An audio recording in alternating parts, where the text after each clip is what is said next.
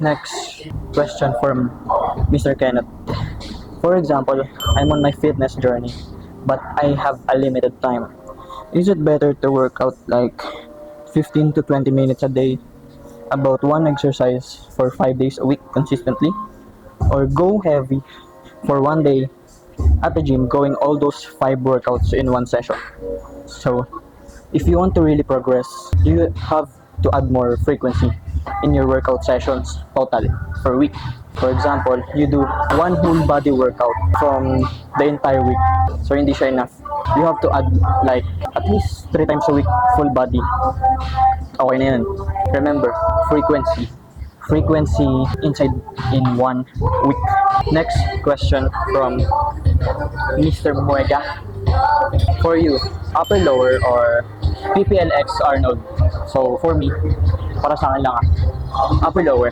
Kasi kay upper lower, you hit the upper body and lower body twice a week. Ganito siya program. Upper, lower, rest, upper, lower, rest, rest. So when it comes to intensity and proper recovery, kasi tatlo yung rest days niya, mas makaka-recover ka. Kasi based on studies, kailangan mag-recover ng body natin up to 24 to 48 hours. Sa PPLX Arnold naman, PPLX Arnold is push-pull legs, then rest, then chest back, then shoulder arms. So you have only 2 rest days. Plus, yung frequency niya, nahit mo naman siya twice a week, but yung upper body lang. Lower body is 1 times a week lang. Nung tinry ko yung PPLX Arnold, in 5 days, grabe yung fatigue ko. So, kailangan ko i-manage yung fatigue. Kaya ako nag-switch ng upper lower. And nagustuhan ko naman siya. Like, ang saya kaya ng rest days. Kung magre-rest ka ng 2 days na sunod-sunod sa upper lower, and after nun, kaya mo na ulit mag-undergo ng much more higher intensity. Para sa akin lang upper lower.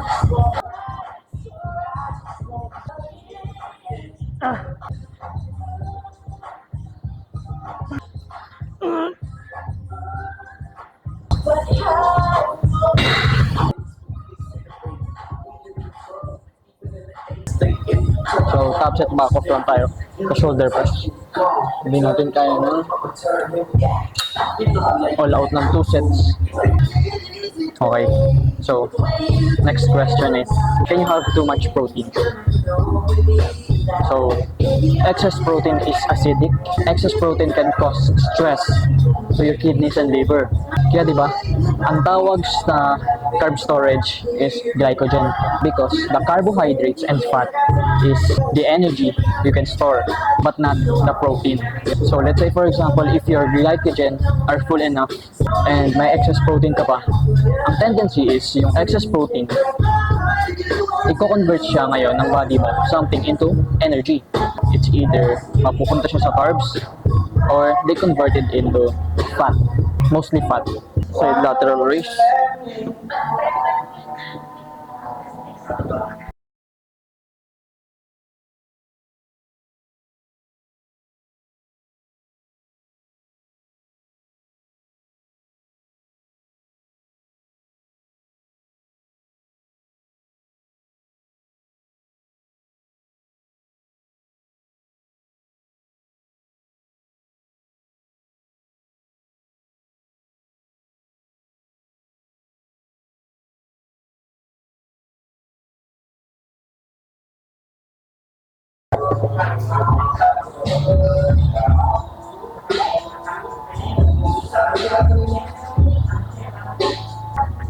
Alright.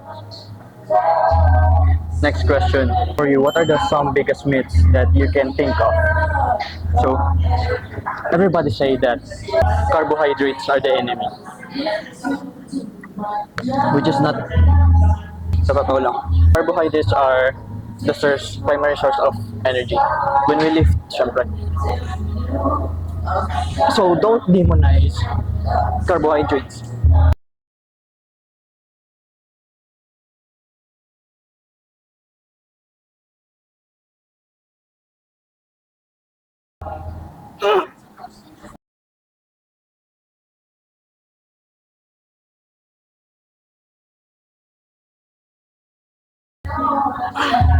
Actually, I can do upright row.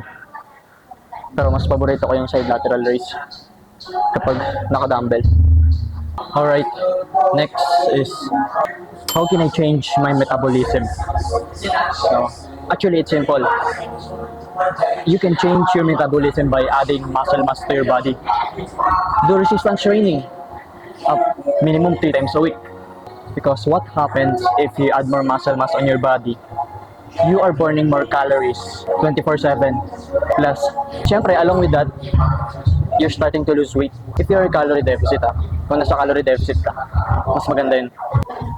Alright, preacher curl. Let's go, preacher curl. Then,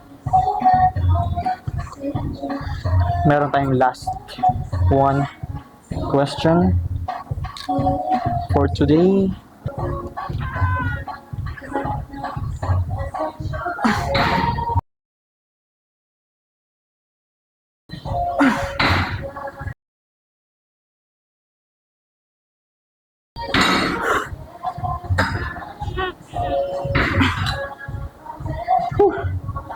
Let's try another one.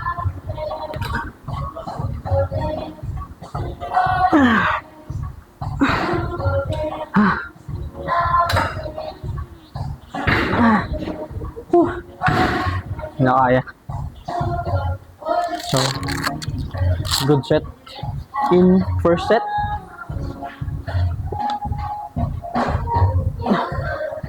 Next question is, what do I need to eat pre-workout versus post-workout macros wise? Para sa akin, syempre, for pre-workout is carbohydrates. Because it can help you to fill your glycogen storage. And for post-workout naman, syempre, you break down those muscle. You need to recover. Okay? So, mas maganda if high quality protein. The another thing is antioxidants because ang role ni antioxidants is helps to protect yung mga na-broken down na cells. Broken down na tayo. Hindi lang after kundi during exercise. Set muna tayo. Need to set. So, syempre, set muna bago next question.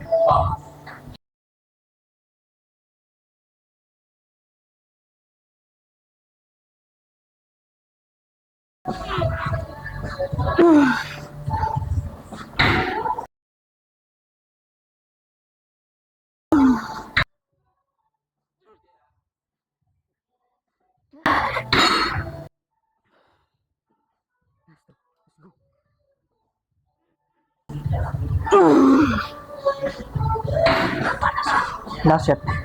Let's go.